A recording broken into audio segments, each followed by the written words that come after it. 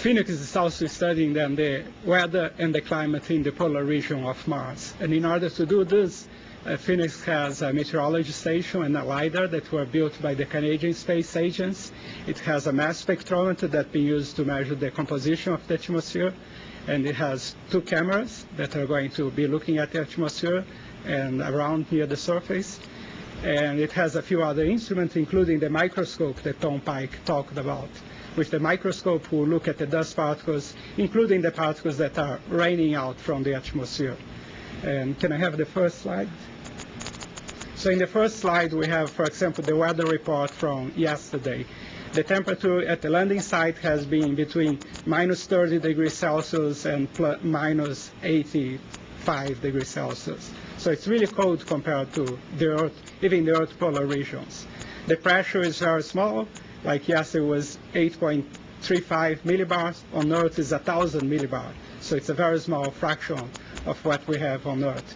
And the wind in the landing site has been pretty calm. Like yesterday was 14 kilometers per hour or 8.7 miles per hour. And we haven't been seeing too much in the action in terms of dust storms. But there is lots of dust in the atmosphere. And in fact, the atmosphere of Mars at the landing site has been like a really polluted place on Earth with lots of fine in the air. So decreasing the amount of solar radiation reaching the surface by about 10%. Can I have the next slide? So in the next slide, we show a little dust storm downwind of the landing site. Okay, this one shows 3 big dust storms over more or less the place where we landed.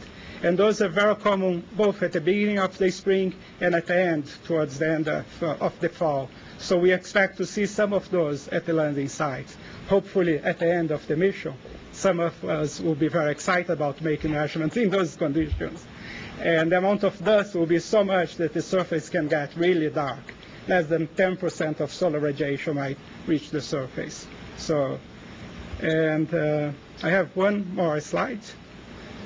Okay, this one is showing a regional dust storm. We have been seeing lots of those, and it's close to a really deep valley in the ice there that's 3 kilometers deep. So it's the cold air rushing down this canyon and lifting dust downwind of Earth. And that dust is swirling around and moving around the planet.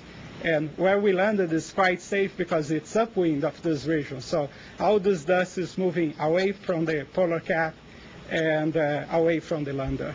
And as you can see, really around the polar cap is very windy. The dark areas that we see there are sand dunes. So there's lots of sand dunes around the polar cap. So I have one final slide too. Okay, this one was made by Mark Lemon with the camera. And it shows on the left is just the background sky that you can see sort of dust when we look vertically with the camera. And the one on the right is a stretch version, and also its difference between sequence of images, and show us the dust moving with the wind. So we haven't been seeing any big dust storm, but we have seen lots of dust moving with the wind. So it's regions of more or less dust content moving, like what you would see outside in Tucson at this time of the year. Now to finish talking about the weather, what's really important is that in atmospheric science we cannot do controlled lab experiment to test theories and our understanding of our own atmosphere. But we can go to other planets like Mars and make measurements there and test the theories that we have that are sort of tuned with our bias towards what we understand of the Earth's atmosphere. So it's really important to go to other planets, especially Mars that has a much simpler atmosphere without too much clouds and without ocean.